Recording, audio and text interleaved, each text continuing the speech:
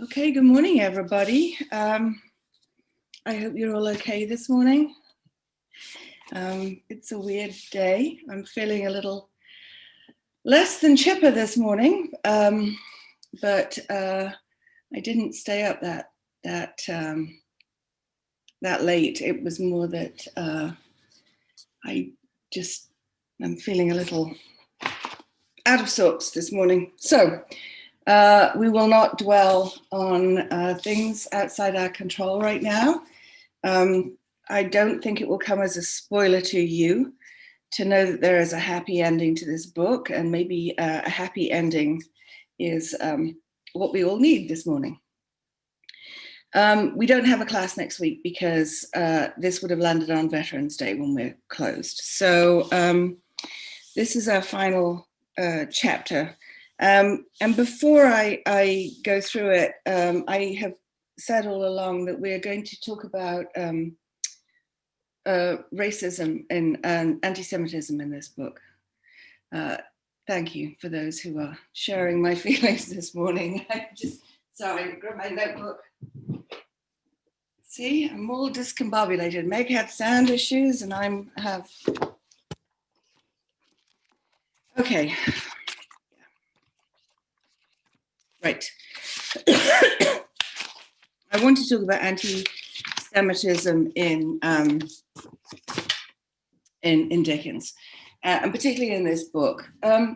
This was Dickens' second full-length novel, and he was still a young man. He was about 25 when he wrote this, and we're in the 1830s.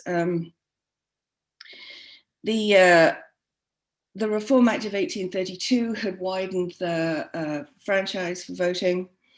The Poor Law Act of 1834 created the workhouses, and this system that Dickens is really criticizing very heavily in this book. So we're still kind of early in the 19th century. In fact, Victoria's not even on the throne yet. And anti-Semitism was just taken for granted. I mean, it was just part of life. Jews were banned from holding public office, from all kinds of, from voting, from all kinds of other, sort of part of society. And it was really just kind of taken for granted. So was Dickens anti-Semitic? It's very hard to know, because at this time, yes, I think obviously his portrayal of Fagin is deeply troubling. The man is ugly with a hook nose, and he's a villain. I'm trying to think of a sort of a comparison, in that it was an unthinking anti-Semitism. And, I guess I go back and say, if in the 1970s here, somebody was putting on TV a cop show, and they had, a young black man in a hoodie walking down the streets late at night, would people have responded to that as if it was a threat? And I think a lot of people would have done. And I think if people were more... thought more deeply about it, they would recognize that that was a racist portrayal. But I think possibly in the 1970s, a lot of people wouldn't have thought that much about it, and would have just sort of dismissed it as, well, yeah, that's kind of, that's a part of life. And I'm not condoning that. I just think that it was, people were not examining, and when I say people, I mean sort of like generically, and quite frankly, when we look today at where we are, we know racism is alive and well. So I think today it's getting called out a lot more than it used to do. And I think 20, 30 years ago, it was so much part of life that people didn't even pay attention, didn't even notice it. I did not come to this country until 1995. So please feel free to type into the chat or comments, if you feel I've got that wrong about America a while ago. But that was my sense when I was reading up on this, was about the anti-Semitism in Britain at that time. If you had stopped somebody on the street and said, well, Jews can't vote, somebody would have said, well, of course not, they're Jews, without really thinking about the implications of that or what that meant. And I think Dickens was very much part of that. There's an essay at the back of my Norton edition on Dickens and anti-Semitism, and it just really talks to this point that I don't think Dickens would have really thought deeply about it. It was just in his mind, villain equaled Jew, and that was, an easy way for him to make this character obviously villainous from the start. And of course, modern readers are shocked by that, but I don't think his readers would have been shocked by it. The version I have is the version that was revised in 1846. If you have an earlier version, you will see that there are even more references to Fagin being called out as the Jew rather than addressed as Fagin. Apparently Dickens had a Jewish friend, a very sort of, there were Jewish members of the aristocracy, some people who'd made a lot of money, and they were tolerated because they were sort of rich, even though they were, still marginalized to a certain extent. And one of Dickens' friends was Jewish, and she wrote to him after, reading the earlier parts of Oliver Twist, and said, this is kind of offensive.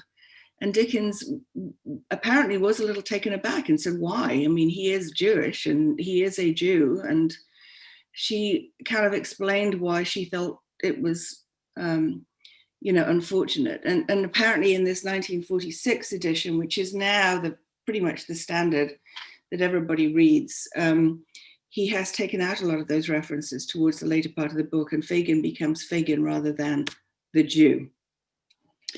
So it seems to have been, a very casual assumption of anti-Semitism, as I say, in much the same way that, stereotypes would have been portrayed in this country without people even noticing or paying attention very much. So I see we have a couple of questions. I've got, so Kathy says, yes, the notion of unthinking bias, racism, anti-Semitism makes sense. So yeah, I think, growing up in the UK, it was there too. I didn't, and obviously all of this comes from sort of, ignorance of people. Where I grew up, I didn't know anybody who was Jewish until I went to college. I only knew one Catholic person before I went to college. So, we had this very little sort of Anglo-Saxon bubble around us. And so a lot of the prejudice, if you see it on TV or if you read it in a book, if you have no real life knowledge to correct that, then you accept it. And I think at the age of 25, that's what Dickens was doing to a certain level.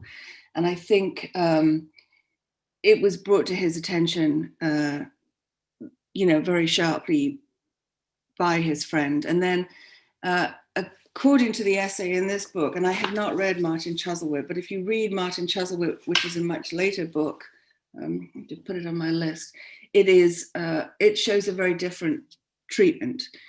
Still not entirely free of prejudice as we would expect it today, but much more sympathetic. And it does show that Dickens had the ability to grow and to change his point of view.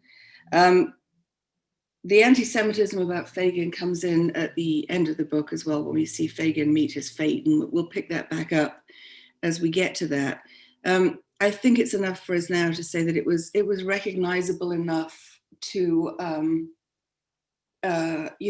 portray Fagin as Jewish, because it marked him out from the beginning. Although, of all the villains in this book, we can argue whether Fagin or Bill Sikes is the bigger villain. But it gave Dickens an immediate, character to focus on. We talked about Nancy and how sympathetic she becomes. And yet, contemporary Victorian or Dickens readership at this time would not have started out thinking that Nancy was sympathetic at all. She was a prostitute, and she was, poor by choice because she was too lazy to do anything else except be a prostitute and a thief. And of course, Nancy redeems herself a great deal in this. Fagin does not, Bill Sikes does not.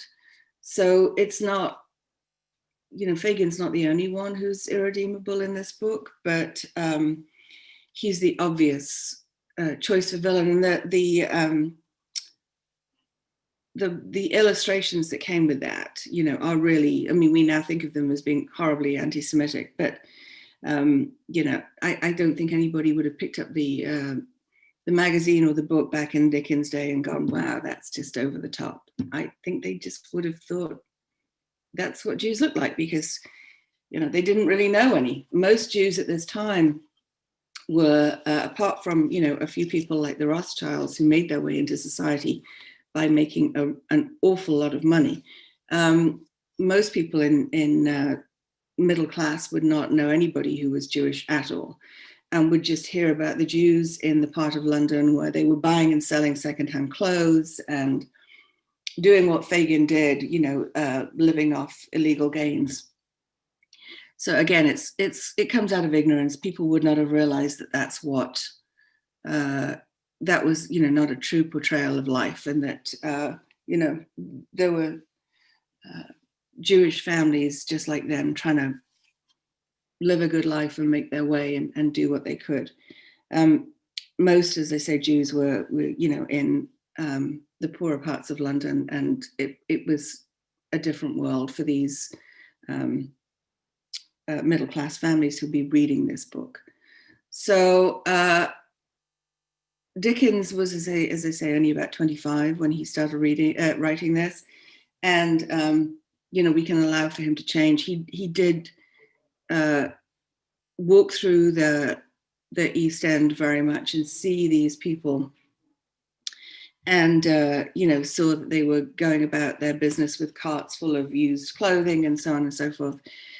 So he was representing what he saw, but he was buying into this unconscious anti-Semitism of the whole thing too. So I'm going to pause there. I see we have a question. Yes, Shylock, Shakespeare. And there's always the question, particularly about the Merchant of Venice, that was Shakespeare being anti-Semitic, or was he holding up anti-Semitism to show his audience that it was a bad thing? And that's a sort of separate question for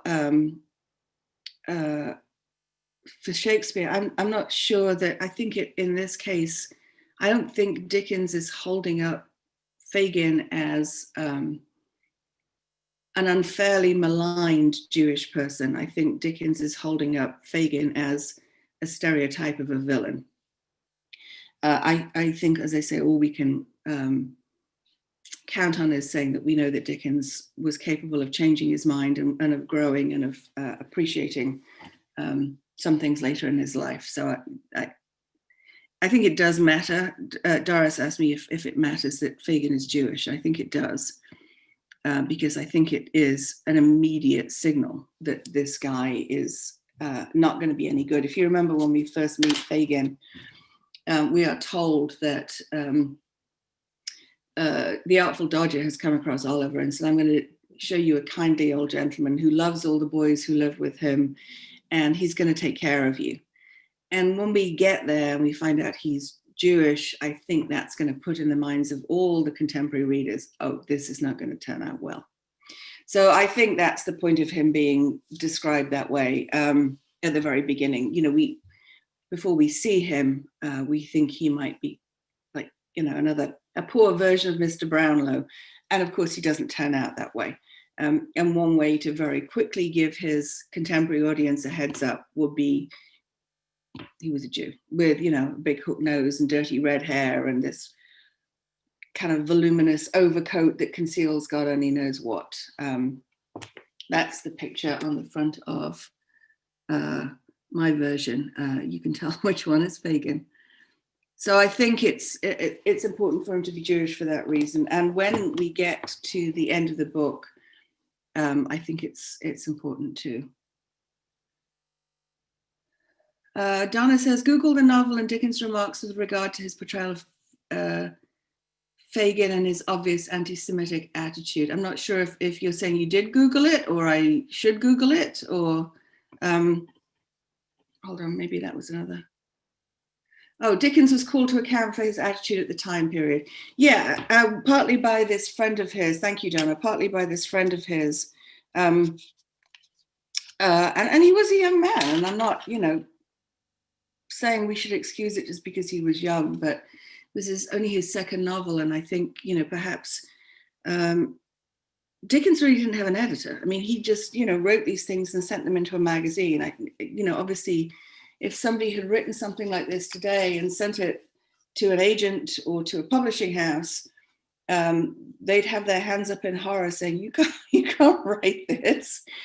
But, you know, given that the publishing house, perhaps at the time, didn't see anything wrong with it, and there was nobody else to object. It was only once it got out into the public that people said, this is not good. And he did, you know, revise it, certainly, but the attitude was more prevalent than not, that who cares, you know, it's a good story and let's just let it pass. So, all right, there we are. So we left off with Noah Claypole as Bolter being told to follow Nancy, and Fagin believes that Nancy's got another man. So he wants to blackmail Nancy. There's obviously this relationship between Sikes and Fagin. Fagin is kind of the fence for a lot of Bill Sikes' housebreaking stolen goods, as well as all the stuff that the boys pick up for him. And we can tell that Fagin would like to be free of Bill Sikes' control. And this is one way that Fagin thinks he might be able to, you know, get free, as it were. So, of course, we know that Nancy is not meeting, you know, a boyfriend or what have you, but she is going to meet Mr. Brownlow and Rose, and she is going to tell them where to find monks and about what she knows about that. So they have this meeting. Dickens describes with great detail this meeting place, and you kind of have to understand that, you know, where the bridge meets the banks of the Thames, there are steps down the sides of that to go underneath the bridge where it's still on the shore. And that's what he's describing. So that, you know, because the stairs turn back upon themselves, it was easy for somebody to have a conversation and be overheard by somebody who could not be seen. And Noah Claypole is there in his country garb, and Nancy takes them out of you know, sort of the public pathway across the bridge because she wants this to be private. And of course, in doing so, she actually makes it much easier for Noah to overhear them. If she had stayed on the bridge, she would have seen perhaps that Noah was listening and this might have been averted. But in Nancy's attempts to sort of obfuscate this conversation, she makes it worse. So Nancy, you know, they ask, you didn't come last week, and Nancy tells them, no, I couldn't get away, and I could only get away now because I gave Bill Sikes the laudanum. But she won't say any names. She doesn't name Bill Sikes, and she doesn't name Fagin at this point. Okay, Judy has a question that gets to chapter 49, so we will get there. Thank you, Judy. So we have Rose again being, you know, saintly Rose. Let's speak nicely to Nancy, and she tells them the details about monks, and what is surprising now is that Mr. Brownlow seems to know him, and she says, you know, I've barely ever seen him. You know, he's always kind of sort of bundled up in clothing, and she describes the results of his epilepsy. His lips are often discolored and disfigured with the marks of teeth, for he has desperate fits and sometimes even bites his hands and cover them with wounds. And Mr. Brownlow starts, and the girl says, "Why did you do that?" And he says, "No, I just carry on." And she said, "I've only seen him twice, and both times he was covered up in a large cloak. I think that's all I can give you to know him by. Stay, though," she added, "upon his throat, so high that you can see a part of it below his neckerchief when he turns his face, there is," and Mr. Brownlow, who's the gentleman in the situation, says, "a broad red mark like a burn or scald." So this sounds, you know, this is a birthmark that Monks has on him. And, you know, obviously an identifying mark. So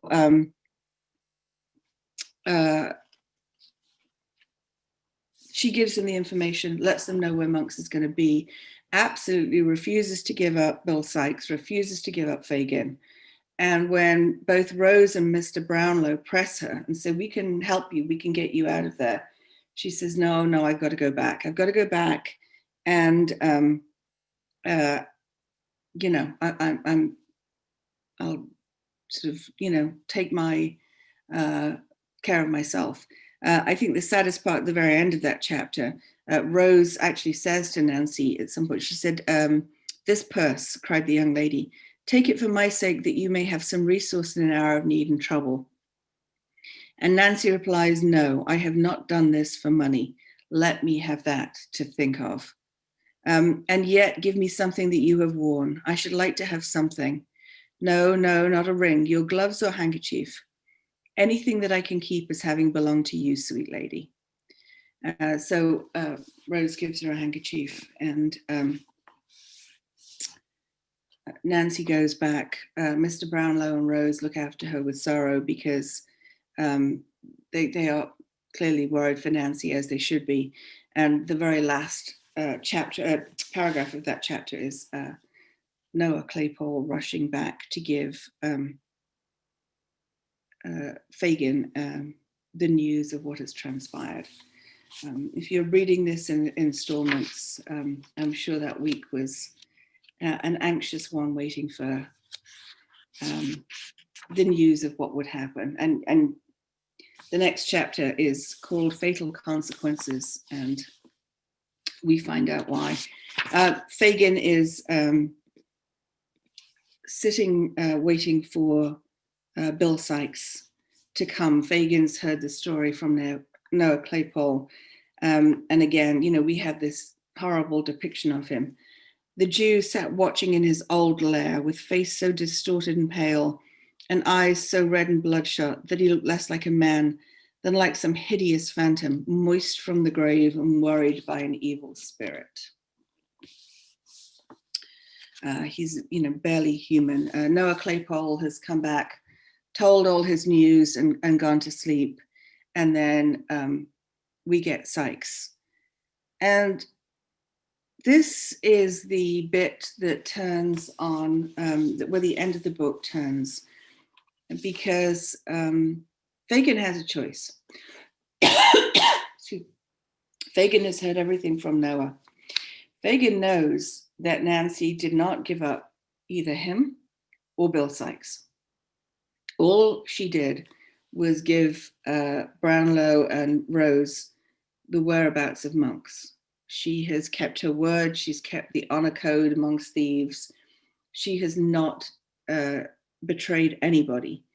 And Fagin withholds that piece of information from Bill Sikes. And in fact, it's even worse than that, because he he lets Bill Sikes come to that conclusion and doesn't correct him. And he goes through this sort of whole series of what if, what if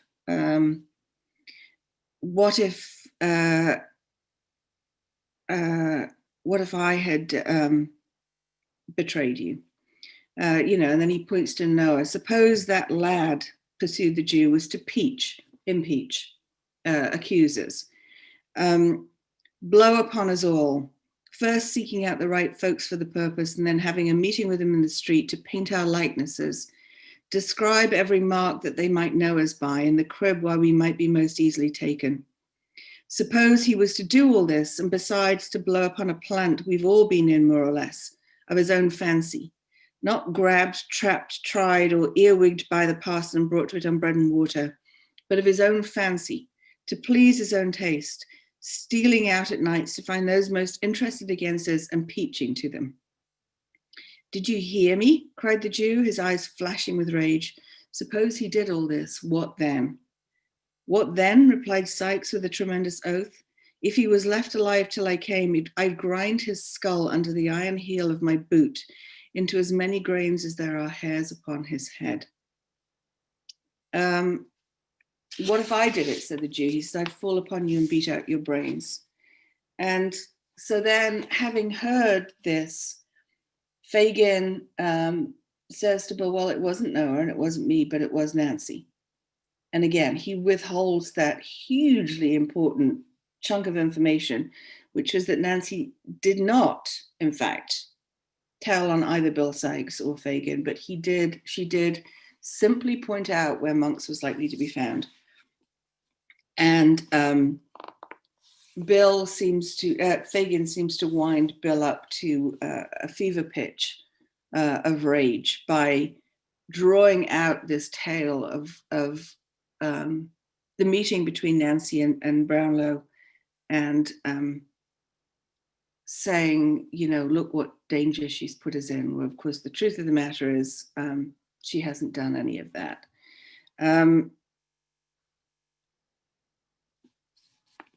So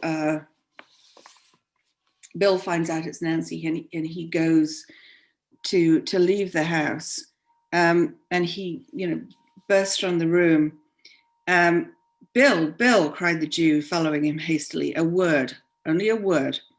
The word would not have been exchanged, but that the housebreaker was unable to open the door, on which he was expending fruitless oaths and violence, when the Jew came panting up. Let me out, said Sikes. Don't speak to me. It's not safe. Let me out, I say. Hear me speak a word, rejoined the Jew, laying his hand upon the lock. You won't be, well, replied the other. You won't be too violent, Bill, whined the Jew. The day was breaking, and there was light enough for the men to see each other's faces. They exchanged one brief glance. There was a fire in the eyes of both which could not be mistaken. I mean, said Fagin, showing that he felt all disguise was now useless, be not too violent for safety. Be crafty, Bill, and not too bold. So we can dispute that. Basically, Bill goes back and beats Nancy to death. I don't believe that Fagin is saying don't kill her. I believe Fagin is saying kill her and don't get caught. And I think that's fairly crucial to the end of the story. But you can, reflect on that as you will. But Nancy has been, her prophecy that it would end her life has come true. And the very end of that chapter, she staggered and fell, nearly blinded with the blood that rained down from a deep gash in her forehead. But raising herself with difficulty on her knees, drew from her bosom a white handkerchief, Rose Maylie's own, and holding it up in her folded hands, as high towards heaven as her feeble strength would allow, breathed one prayer for mercy to her Maker. It was a ghastly figure to look upon, the murderer staggering backward to the wall and shutting out the sight with his hand, seized a heavy club and struck her down. It's actually quite violent, I think, for for a book that families would expect to sort of sit and read with their older children, but it does reinforce this sort of notion that, to be poor means lack of morality. The Flight of Sikes comes next. He realizes what he's done.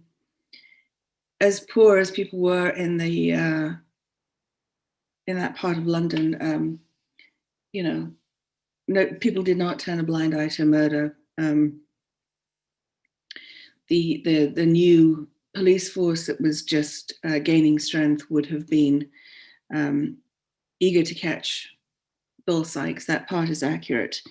We see Bill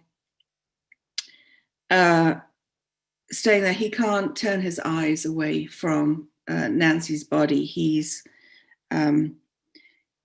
been afraid to say. He's terrified at what he's done.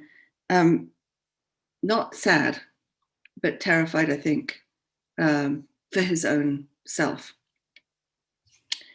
Kathy says, I missed the handkerchief in the description of Nancy's death. That's a powerful image.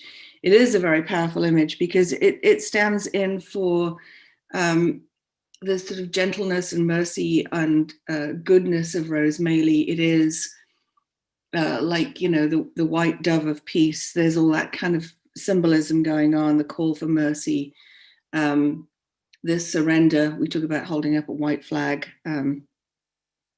Lots of stuff going on with that pure white handkerchief. And if Nancy had not asked for it and Rose had not given that handkerchief, there's no way that somebody who lived like Nancy would have had anything that clean and white about her. And, you do get the sense that there's this gray, filthy, dirty room, and Nancy's there in these gray, dull, dirty clothes. And, the only nice, clean, white thing in the entire thing is Rose Maylie's handkerchief, and then the blood that, overcomes it. So it is powerful to think of Nancy holding that up as a prayer, as a surrender, as a recognition that no matter what is happening to her, she knows at this point she did the right thing by Oliver, but she's a young girl. It's cost her life. So it's very sad.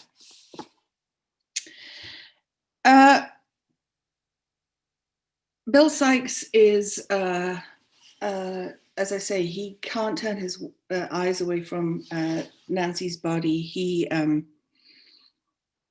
He's afraid, but he's afraid for himself. He's not, I don't think he's afraid of, I don't think he's sad about Nancy particularly. He's afraid of judgment, both from God above and temporal judgment here on earth. The dog that has been Bullseye, this dog that has been his sort of, guardian in some ways, having this big angry bulldog next to him has allowed him to intimidate people. And now, even that has flipped. The dog with its bloody paws looks like it's going to give him away. So he goes a wandering. This whole chapter is about Bill wandering, and he is tormented by that last glimpse he had of Nancy's eyes, those glassy eyes. She died with her eyes open, and he can, his mental torment at what he's done is immense. He thinks that everybody is going to be talking about him or knowing who he is or identifying him, and he can have no peace to be anywhere. we all know that Dickens knew his Macbeth very much. You know, he's tried to clean himself up, but he's got bloodstains. So the bit where he goes to the inn, and there's a traveling peddler there with his wares, and he says, "Look here, this is a stain remover. I can get that stain out of your hat." And he takes Sikes's hat off him, and he's pitching this as a stain remover. He says, "Wine stains, fruit stains, beer stains, water stain, paint stains, pitch stains, mud stains, blood stains. Here's a stain upon the hat of a gentleman in company that I'll clean out before he can order me a pint of ale." And he snatches Sikes' hat. Sikes says, "Give that back." "I'll take it clean out, sir," replied the man, winking to the company, "before you can come across this room to get it. Gentlemen, all observe the dark stain upon this gentleman's hat, no wider than a shilling, but thicker than a half-crown. Whether it's a wine stain, fruit stain, beer stain, water stain, paint stain, pitch stain, mud stain, or blood stain." You know, he's got this patter down. He's, you know, it's his sales pitch, but he gets the word blood stain, and Sikes is undone. The man got no further, for Sikes, with a hideous imprecation, overthrew the table, and tearing the hat from him, burst out of the house. With the same perversity of feeling and irresolution that had fastened upon him, despite himself, all day, the murderer, finding that he was not followed, and that they most probably considered him some drunken, sullen fellow, turned back up the town, and getting out of the glare of the lamps of a stagecoach that was standing in the street, was walking past, when he recognized the mail from London.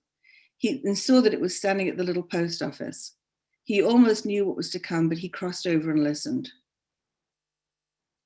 And that's when he hears that the newspapers are now reporting talk of a murder too down in Spitalfields, and Bill knows that his crime has been discovered.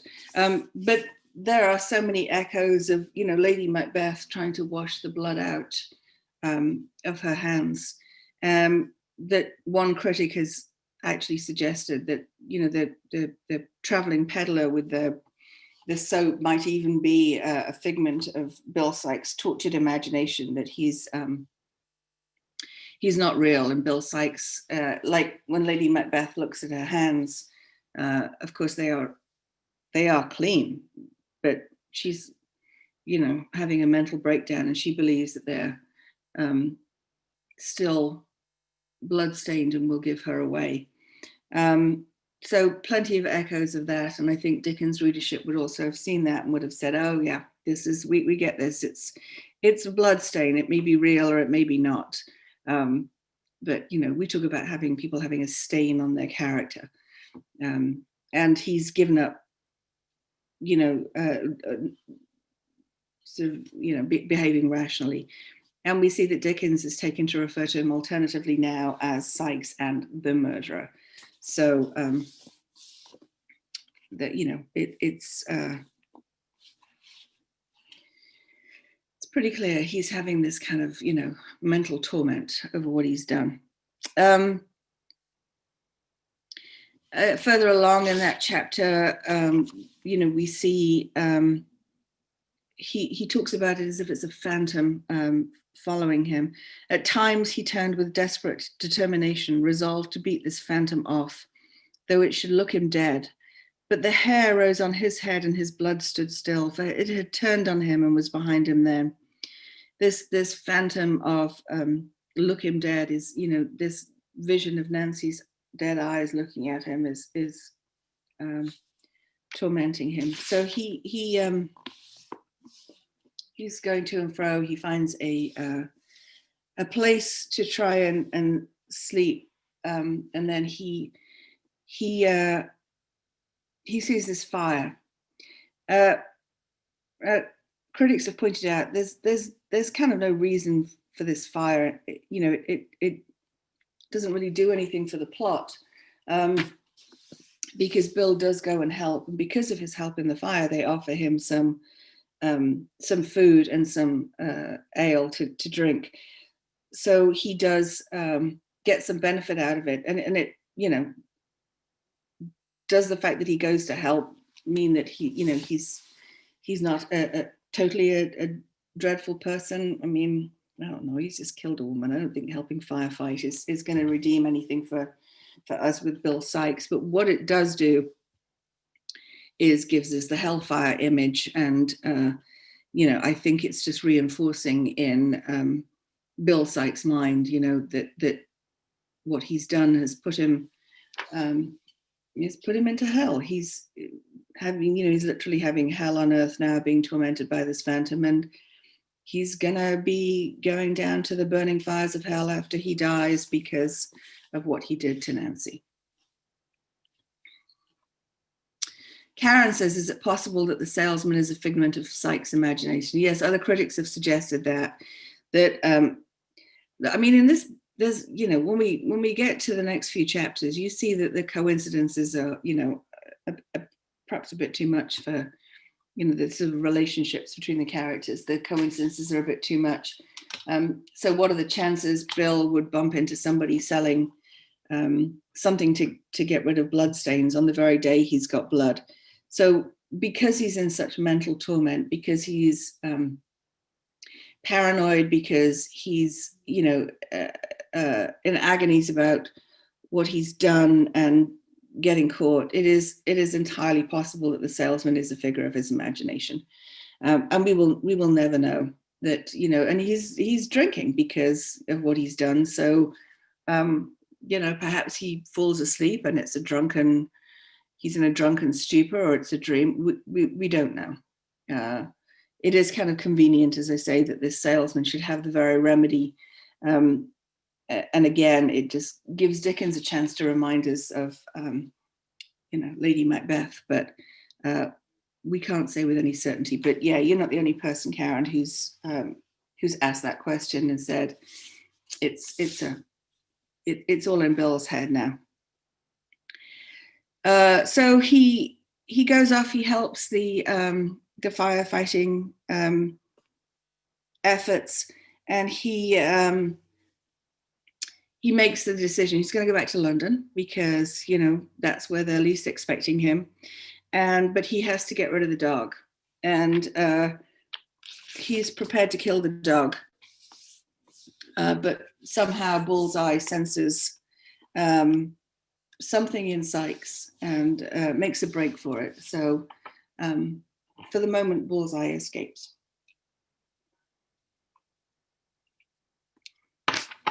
So while Bill is on the lam, we turn our attention to Monks and Brownlow.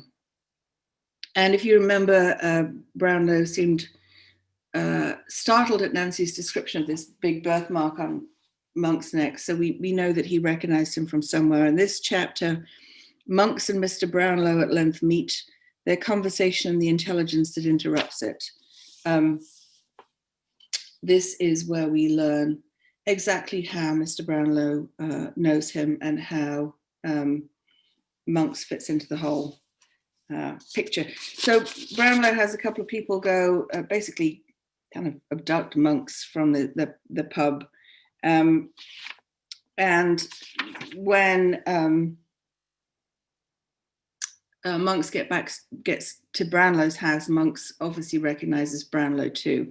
A few paragraphs into that chapter, Monks is sort of locked into the room with Mr. Brownlow.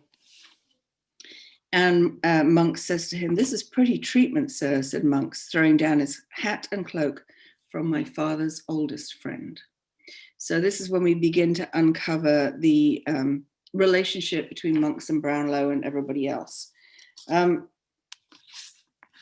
Brownlow says, "It's because I was your father's oldest friend. It's because of all that that I moved to treat you gently now. Basically, I didn't turn you into the police, but I had you brought here." And he lets us know that Monk's real name is Edward Leaford.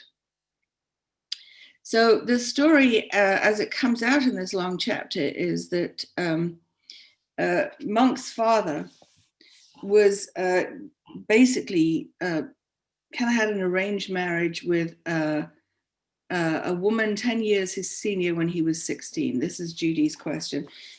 It was completely for economic reasons, Judy. It was an arranged marriage. To just, there obviously was no love there whatsoever. And we don't at this point get an awful lot of detail apart from the fact that it was all about the money. So Dickens is now, trying to kind of collapse this massive backstory into this one chapter so we can understand how Brownlow knows monks. And Brownlow and Leaford Sr. were friends. Leaford Sr. Is kind of forced into this marriage with, as you pointed out, a woman who's 10 years his senior, and they have a child, and that's Monks. And then at some point, Monks and his mother go off onto the continent because there isn't a real marriage there. And Leaford Sr. has a relationship, obviously, out of wedlock, with this young lady, Agnes, and gets her pregnant. And of course, the child that is born from that relationship is Oliver. So Oliver and Monks are half brothers. Do you remember the wedding ring where it said Agnes and then there was a blank after it? Leaford Sr. had given that to Agnes as a promise that as soon as I'm free, I will be able to marry you. We'll put a date on that.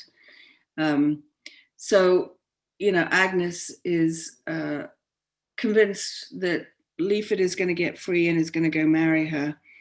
Leaford Sr. goes running after his first wife and young son, who's Monks. And he dies abroad without being able to settle anything. But he does make a will, and the will splits the property between Monks and Oliver. Now, at this point, Agnes is pregnant, but she hasn't had the child. So Leaford Sr.'s will says, if the child is a girl, she can get, her share of the estate without qualification. If it's a boy, then basically only if he is basically a good boy, he's innocent of any crime, then he gets to inherit. Monk's mother realizes that her husband has had this relationship with this other woman, with Agnes, and she burns the will. But Monks knows all about it. He's seen it, and he's seen letters that go with it.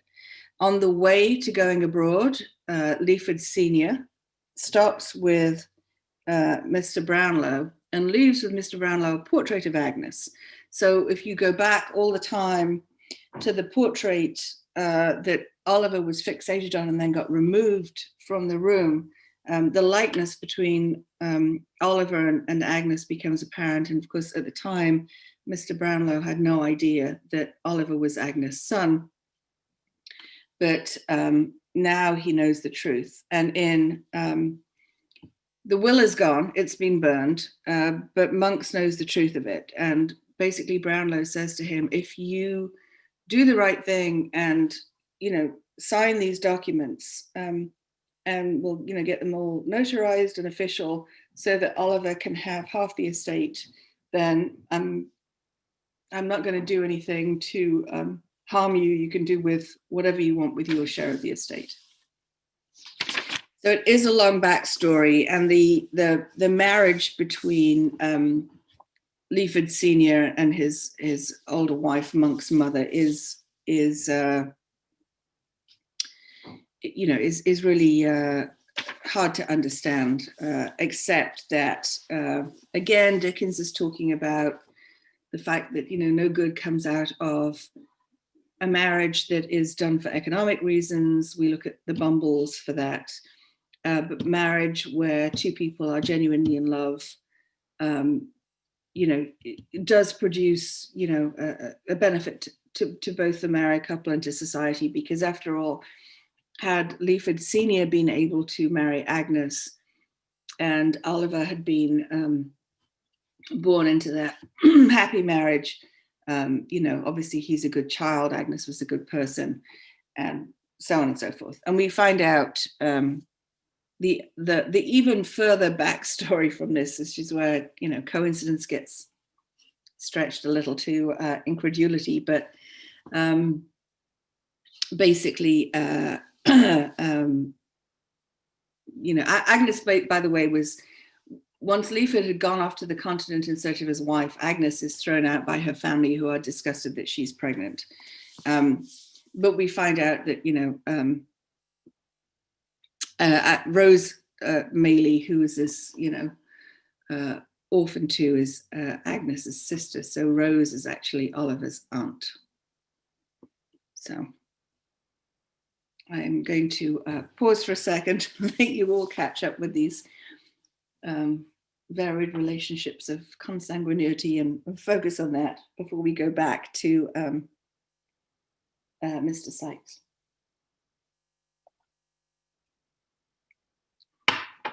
Of course, at this moment, we're parceling out the information about how everybody is related to, you know, still have some suspense left. We have not found out at this point exactly that the relationship between Rose and Agnes, that comes later when Mr. Brownlow explains everything in front of Oliver and the Maylies. This conversation is just between Brownlow and Monks, and saying, you know, let's get this down on paper. Let's have the decent thing done, and Oliver being restored to his fair sense of everything.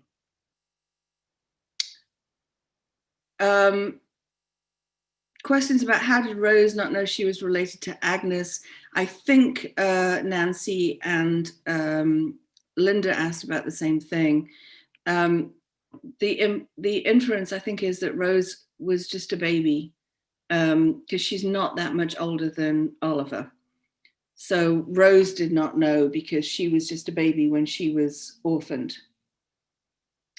And as to how they establish it, I think that's a very good question, because I kind of passed by that, but I think Brownlow has some knowledge about that. We'll look as we go through. But I think, you know, yes, I think, I mean, if Oliver's about 12 or 13 at this point, I don't think Rose is much older than about 18 or 19. So Rose was, you know, far too young to pay attention. She did not know that Agnes was her sister, because I think, you know, Agnes had been thrown out of the house by the family, and she died, and then their parents died, and Rose is left alone. Rose obviously taken with the family wherever they went when they abandoned Agnes. So, and as Kathy points out, yes, it is a bit much, but it's a very dramatic ending. Nancy, I don't understand how Monk was involved with, I'm not sure what your question is there with Monk. That's, well, we'll go through that. That is in a later chapter anyway, so let's work our way through that, and we'll, Rose.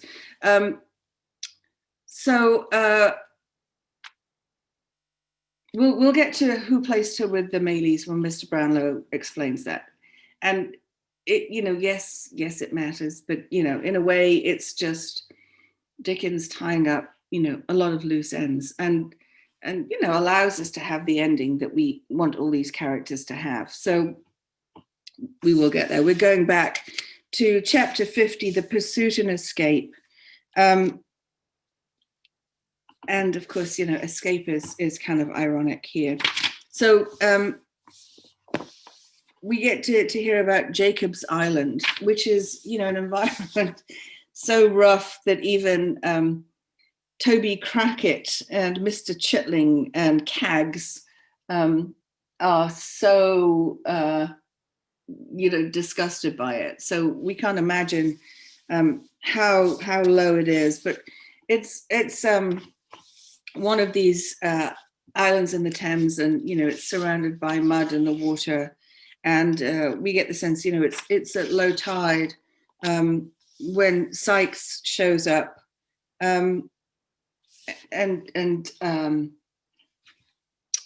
therefore possibly provides a means of escape. And of course, again, you're reading in Dickens' time, you're reading this as a weekly magazine, perhaps, or a chapter, The Pursuit and Escape. You think Bill Sikes is going to escape. So, there's a sort of dread overlaying everything. The first thing that we know is not Bill, but Bullseye comes first. They let the dog in, and the dog falls into the corner asleep. This is kind of a bit too convenient for comfort too, that Bullseye should find Toby in the midst of this horrible place. But then Bill comes in too, and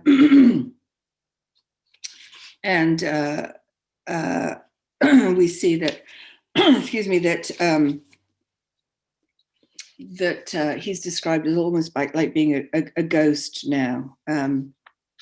And he basically asks them for sanctuary and says, no, I'm going to stay here for a while. And Charlie Bates comes, and don't forget, Dodger is now in custody and likely to be transported. And Charlie Bates comes and basically, because of what Bill has done to Nancy, this has changed Charlie Bates. He starts fighting Bill Sikes. He's a boy. And Charlie Bates is exhorting Toby Crackett and Mr. Chitling and Caggs to help him turn Bill in. And he says, witness you three, this is Charlie Bates speaking, shaking his clenched fist and becoming more and more excited as he spoke. Witness you three, I'm not afraid of him. If they come here after him, I'll give him up. I'll tell you out at once. He may kill me for it if he likes or if he dares, but if I'm here, I'll give him up. I'll give him up if he was to be boiled alive. Murder, help. If there's the pluck of a man among you three, you'll help me. Murder, help. Down with him. And he starts, flailing at Bill Sikes with his fists. Toby Crackett and the other two do nothing. They kind of watch. Bill Sikes suddenly gets the better of Charlie. Bill's a big guy and Charlie's still a boy. Sikes has him down. He has his knee on his throat. And Crackett finally pulls Bill Sikes back, not because he is concerned about Charlie, but because he hears this commotion outside. And we realize that, it's the police come to take Bill Sikes. So the upshot of this chapter is that Bill decides that he's got to escape, and the only way he can escape is to get a rope and get down off the roof, go up to the roof, get down off the roof into, he calls it Folly Ditch, and make his escape that way. So he gets up to the roof, and there's a crowd down there, and people are looking. They can see Bill up there. It's quite the sight. There's enough light to see him by. And towards the end, we find out just exactly how Bill Sikes' escape goes. Roused into new strength and energy and stimulated by the noise within the house, which announced that an entrance had really been affected, i.e. the police are in the house, they're coming to get him. He set his foot against a stack of chimneys, fastened one end of the rope tightly and firmly around it, and with the other made a strong running noose by the aid of his hands and teeth almost in a second. He could let himself down by the cord to within less distance of the ground than his own height, and he had his knife ready in his hand to cut it and then drop. At the very instant when he brought the loop over his head, previous to slipping it beneath his armpits, and when the old gentleman before mentioned, this is the gentleman who offers money for his capture, who had clung so tight to the railing of the bridge as to resist the force of the crowd and retain his position, earnestly warned those about him that the man was about to lower himself down. At that very instant, the murderer, looking behind him on the roof, threw his arms above his head and uttered a yell of terror. "The eyes again," he cried in an earthly screech. So he's seeing Nancy's eyes. Staggering as if struck by lightning, he lost his balance and tumbled over the parapet. The noose was at its neck. It ran up with his weight tight as a bowstring and swift as the arrow it speeds. He fell for 5 and 30 feet. There was a sudden jerk, a terrific convulsion of the limbs, and there he hung with the open knife clenched in his stiffening hand. The old chimney quivered with the shock, but stood it bravely. The murderer swung lifeless against the wall, and the boy, thrusting aside the dangling body which obscured his view, called to the people to come and take him out, for God's sake. A dog, which had lain concealed till now, ran backwards and forwards on the parapet with a dismal howl, and collecting himself for a spring, jumped for the dead man's shoulders. Missing his aim, he fell into a ditch, turned completely over as he went, and striking his head against a stone, dashed out his brains. So obviously, Dickens has given Sikes the execution that he so fully deserves by his own hand. The image of Sikes dangling from the noose is incredibly powerful. And, we get the sense he's got his immediate, this is justice well served. Donna says, Sikes tries to escape the dog Bullseye. When the dog reappears, is Dickens trying to prepare the reader for Sikes' execution, as the dog's eyes remind him of Nancy's eyes? Yes, very possibly. I had not thought about that, but that's certainly possible. And I think also that,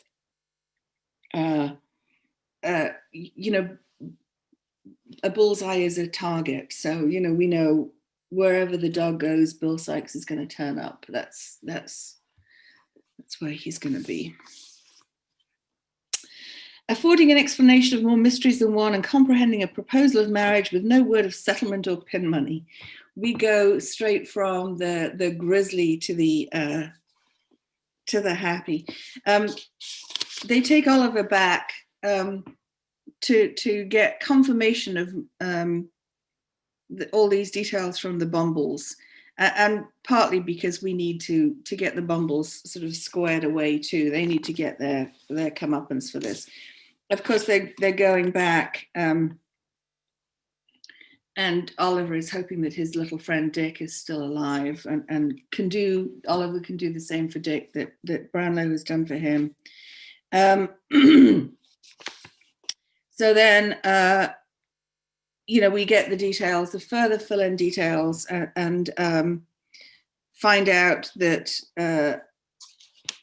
the details from Monks about the will, and he explains how she burns it. And again, this is where we get all the details about the wedding ring with the blank day. He reminded her of the day he'd given her the little locket and the ring with her Christian name engraved upon it, and a blank left for that which he hoped one day to have bestowed upon her. Prayed her yet to keep it and wear it next to her heart as she'd done before. Mr. Brownlow goes off and talks about the contents of the will, the rebellious disposition, vice, malice, and premature bad passions of you, his only son, who'd been trained to hate him. And he left you and your mother each an annuity of £800. The bulk of his property he divided into two portions, one for Agnes Fleming and the other for their child if it should be born alive and ever come of age. If it were a girl, it was to inherit the money unconditionally, but a boy only on the stipulation that is in his minority he should never have stained his name with any public act of dishonor, meanness, cowardice, or wrong. He did this, he said, to mark his confidence in the mother, and his conviction, only strengthened by approaching death, that the child would share her gentle heart and noble nature. And then Monks confirms that she burns this. She burnt the will, which obviously, is cheating Oliver out of his rightful inheritance. We find out that, Edward Leaford, i.e. Monks, had actually been even worse than that. He'd robbed his mother of all her money and jewels. And she realizes kind of what a bad one he's become. When she's dying, she has monks come to her, and that's when she tells him of all the things that she'd done.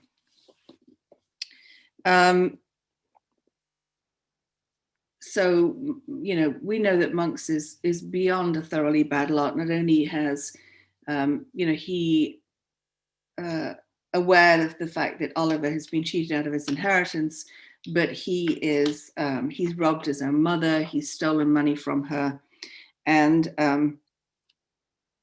he's, just gambled it all away. The Bumbles kind of confirm this. Mr. Bumble at the end placing the blame on Mrs. Bumble, saying it was her, she did it, she would have done it. And Mr. Brownlow says, whatever, I'm going to make sure you don't hold any office again, and you're gonna pay for this. And then we get to the section about Monks and Rose, and we get the truth from Monks, that Monks recognizes Rose. Again, Rose was too young to know, but Monks, who's probably 10 years older than Rose, does know her. And Monks says Agnes had a sister, and Monks is the one who now confirms to her that that Agnes and Rose's father had died in a strange place, in a strange name, without a letter, book, or scrap of paper that yielded the faintest clue by which his friends or relatives could be traced. So when Agnes' father throws Agnes out and deserts her, he goes, leaves Agnes and goes to another part of the country and changes his name so that Agnes can't come and find him. Now, they've taken Rose with them, but he dies, and then Rose is left without any sort of identifying documents to prove who she is or what her relations are. So she is taken in by the local cottagers, and by chance, Mrs. Maylie sees her and offers to take the child off the cottagers' hands. So by chance, Mrs. Maylie has come across Agnes's sister, and we're all a happy family again together. So Rose is technically Oliver's aunt, but we get this lovely section, "Not aunt," said Oliver, throwing his arms about her neck. "I'll never call her aunt. Sister, my own dear sister, that something taught my heart to love so dearly from the first. Rose, dear darling Rose." And there. And just, as we've got this happy sort of recovery of everybody being joyful about we're all really related after all. Just to sort of top it all off, in walks Harry Maylie. And if you remember, Harry Maylie had asked Rose to marry him, and Rose thought that her being brought up as an orphan and being taken over by Mrs. Maylie was a stain on her character and would impede Harry's ambitions in Parliament. And she had said, well, I'm not going to give you an answer because I think you'll regret it. Bear in mind, again, this marriages done for money don't work out. The Bumbles, the Leafords, all those. We have to have a nice, happy marriage here, and we do. Harry says, he's realized what's important in life. It's Rose, and he's taken orders to become an Anglican priest, and he's got a living. And they're going to find he's a clergyman. He's qualified for this because he has a university degree. He didn't even need to go to seminary, but he has a living and he has a parsonage, and he'd like to have this, happy life with Rose, and he's, renounced all sort of worldly trappings except for what he can earn himself in the parsonage, and he wins his lady. And the only sad note we get at the very end of that chapter is that, Oliver has gone in search of poor Dick, but as we all were going to guess, poor Dick has died.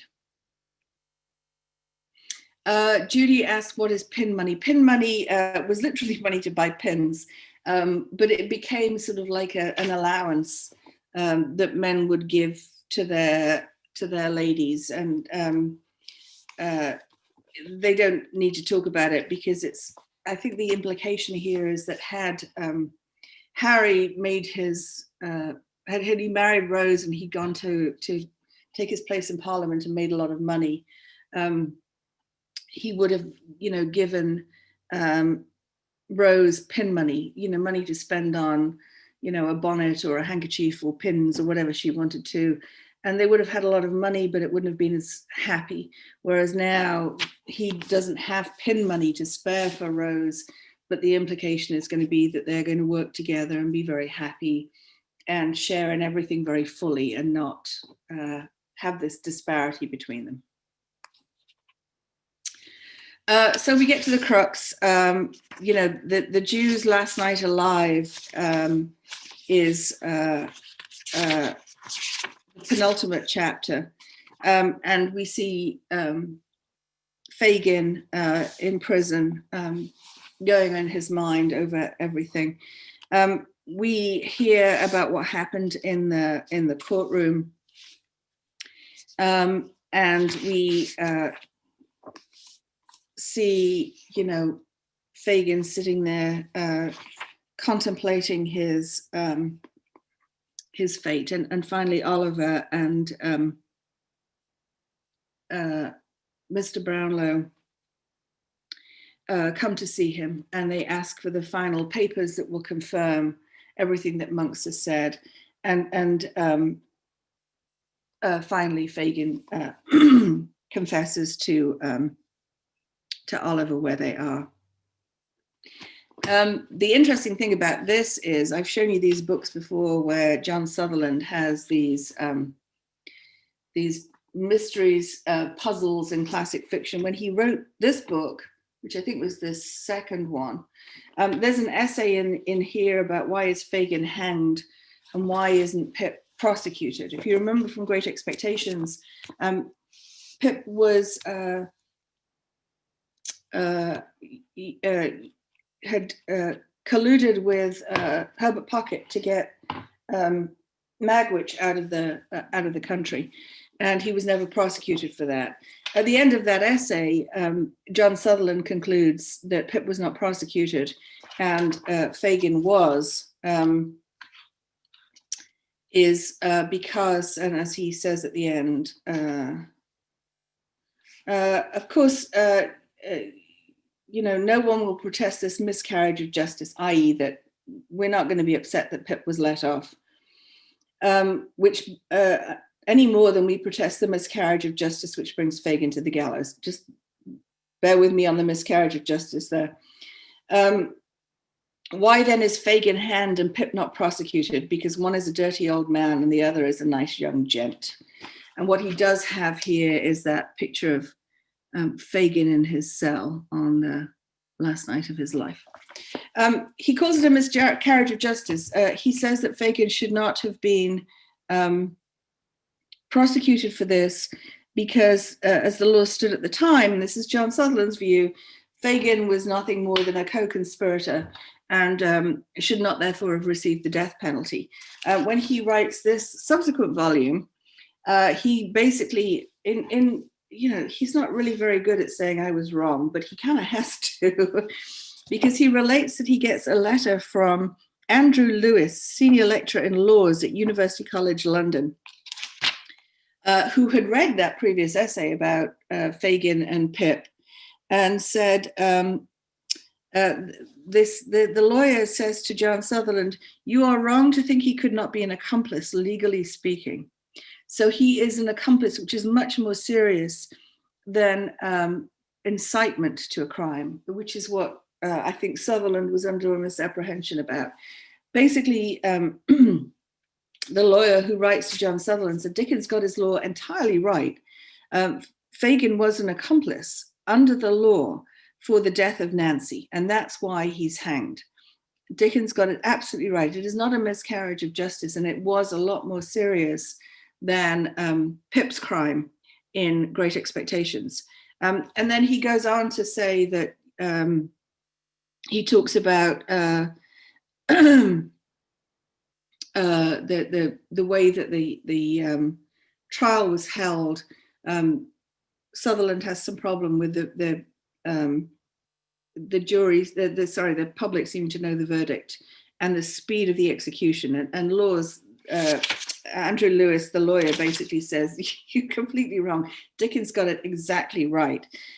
So, you know, the anti-Semitism that Sutherland notes previously were saying Dickens got hanged and Pip didn't, because Dickens was anti-Semitic about it, is incorrect at this point.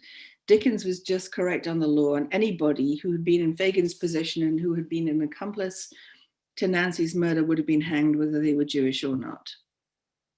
So, you know, it doesn't absolve him from from Dickens, from the anti-Semitism in the portrayal of Fagin. But at the end, Dickens does say that you know, this is the correct result. So nice to know that Dickens got his law right, but not surprising for hanging around. And then we just really get the coda to all this. The final chapter happily settles everything for us. Rose and Harry are Maylie. Harry and Maylie are married. Mrs. Maylie goes to live with them. They, you know, have this idyllic, happy country life.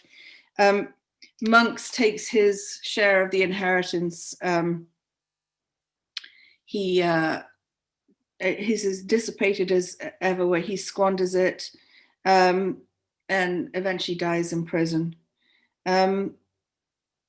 Mr. Brownlow adopts Oliver as his son, and they go live near the Maylies. So, you know, they've got this this kind of lovely, you know, sort of bigger family arrangement there.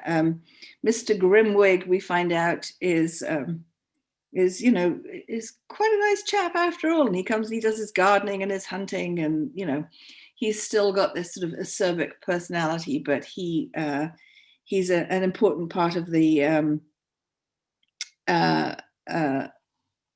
sort of the bigger family, if you like, as is Mr. Losberne.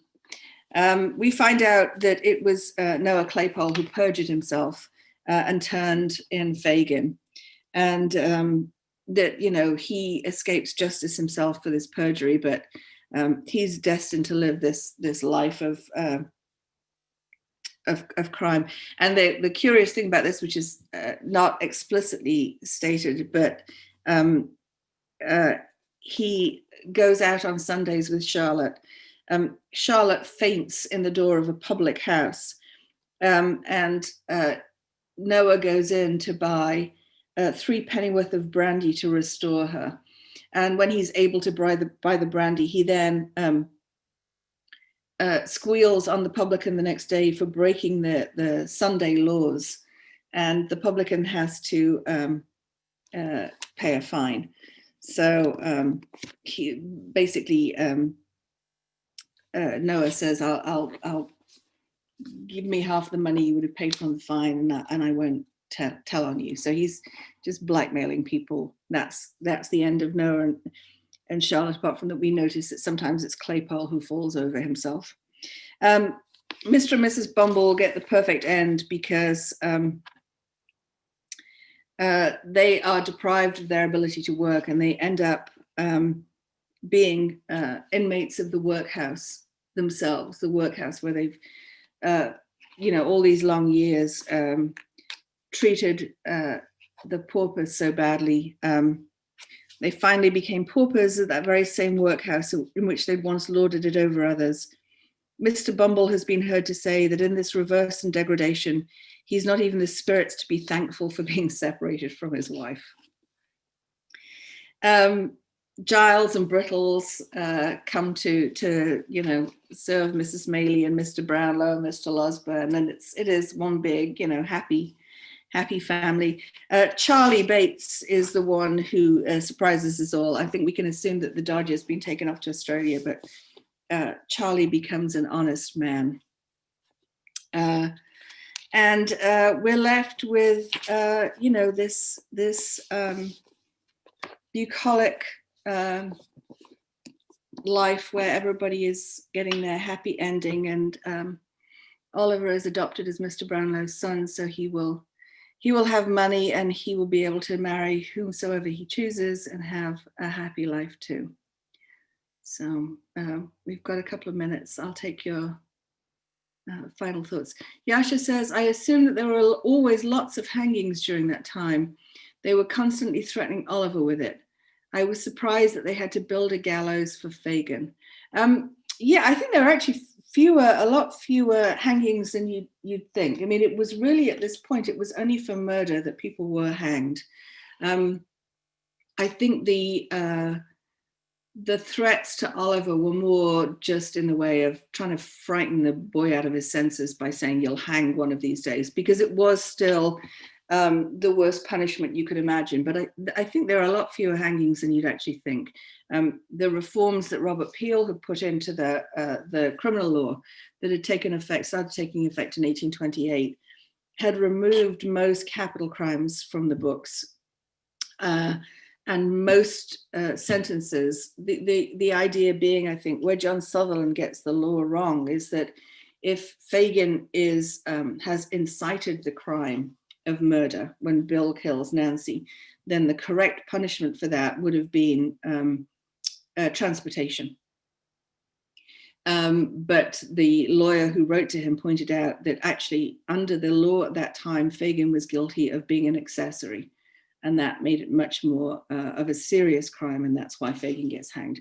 But at this point in time, it was only murder and treason that really had capital punishment as a result. Most criminals were not hanged. The novel, says Kathy, helps me realize how lucky I am to live in an era where the law and courts are more fair. It is true. And I think also that, Fagin, although defense counsel was allowed, there was such vagaries about how good counsel were and whether the courts had to allow them and, what they could do. Sutherland talks about the fact that there's not room for an appeal in Fagin's case. And again, he gets that wrong. And the lawyer writes to him and said that there really wasn't a right of appeal at that point. So, of course, they build the scaffold and they hustle Fagin out to it as soon as they possibly can, because he's just taking up room in prison and costing them money. So, yes, things are better. We are moving towards, always moving towards the light, as it were, and better now. I just glad I live here in this century for the indoor plumbing, but there we go. Lee says, can you tell us what version of Madame Bovary you plan to use next term? Can you give us, besides the translator, also the publisher? Yes, it is. I am using the Lydia Davis version. Let me see if I can find the book. Okay. Sorry. So yeah, this is the version I will be using. This is the hardback. I'm not sure if it looks the same in paperback. The translator is Lydia Davis. The publisher of this is Viking. But I want to emphasize, you can use any version you like. I want to talk about different translations too. So if people have a version. You don't have to go out and buy a new one. If people have versions of this book that you want to use by another translator, that's fine. We're going to find our way through it. And it will also be interesting if we've got different versions to talk about how things are translated differently, because remember, it's a translation is an art, not a science too. Thank you for your kind comments from those of you who have appreciated the class. Donna says the women in the novel seem to be victims of the society, no matter the class. Absolutely, I think Dickens was very, very well aware of the inequity of the times, and I don't think he was so proto-feminist to think that women should be treated equally. But I do think that he recognized that women were treated harshly and did suffer.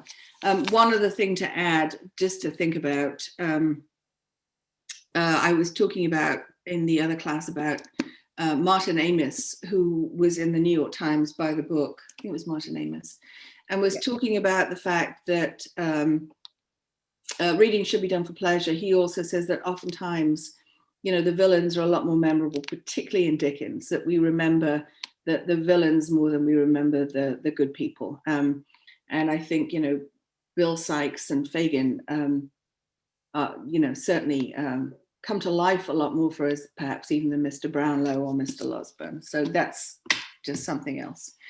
Any questions about Madame Bovary and whatever, you can email me. If you need to, and if you can't find my email for some reason, you can just email OLLI and they will forward it to me.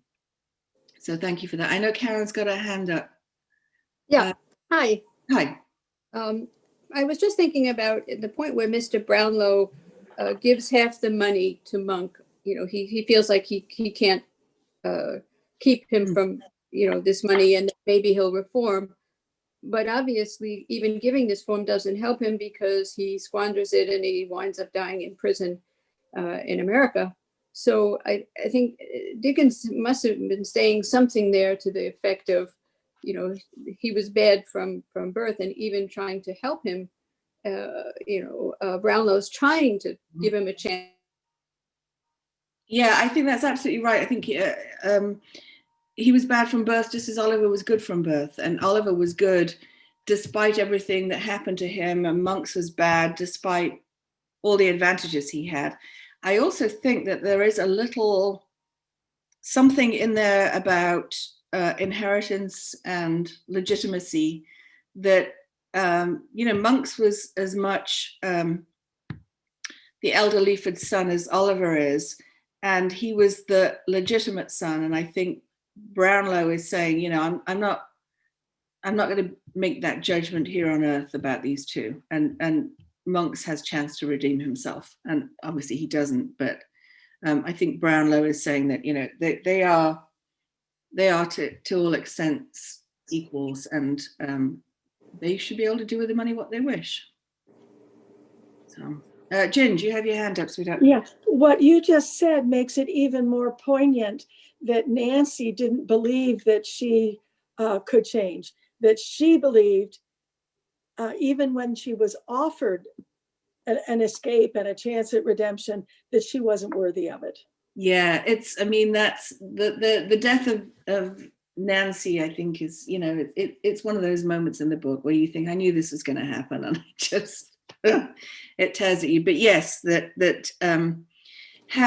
Nancy's situation perhaps is very similar to Rose's, and Rose is taken in by Mrs. Maylie and becomes this almost sainted figure, and Nancy ends up the way she does. Yasha, how are you? I'm well, thank you.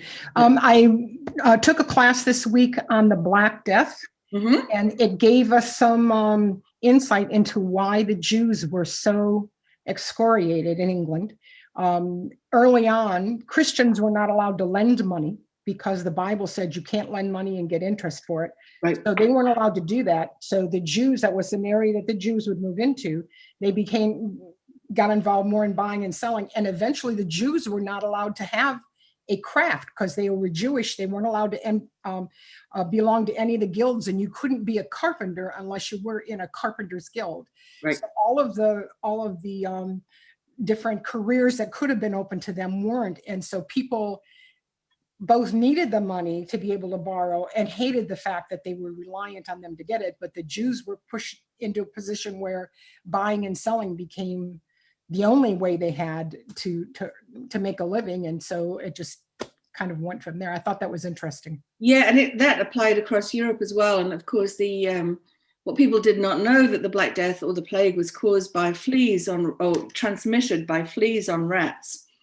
And, people did not understand how disease worked in those days, but there was a big correlation sometimes between getting a shipment of used clothing and, sort of spreading it around the family and then people dying of the plague. People made that correlation very quickly.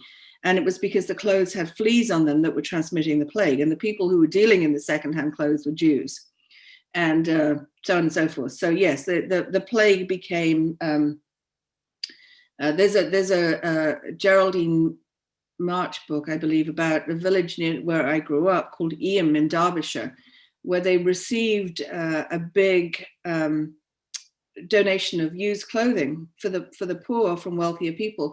And they had these fleas with them. And once the people in the village of Eyam, a couple of 100 miles north of London, realized that they had the plague, they knew it came from these clothes.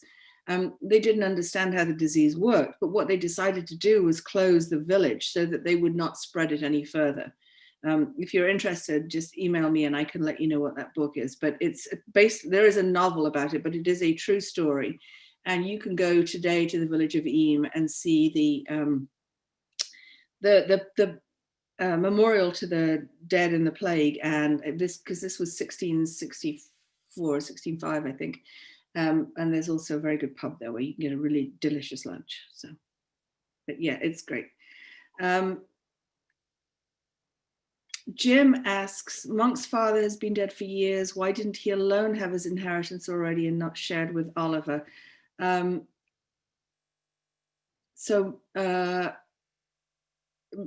He did, but Brownlow makes it. Oh, wait a second. That's a good question. Jim, I'll have to think about that. I will email you with that answer because we're late, and I'm very conscious of the fact that Meg has other things to do today, not just let us witter on past our time. So thank you very much, Meg. Thank you all for your incredibly kind comments. Really, I am so grateful to have you all out there, such wonderful, intelligent, thoughtful readers that make sharing this with you a pleasure. So thank you. And I will, for those of you who are reading Cavalier and Clay, I will see you tomorrow. And for the rest of you, I will see you in the winter. Have a safe and happy holiday season. Thank you, everybody.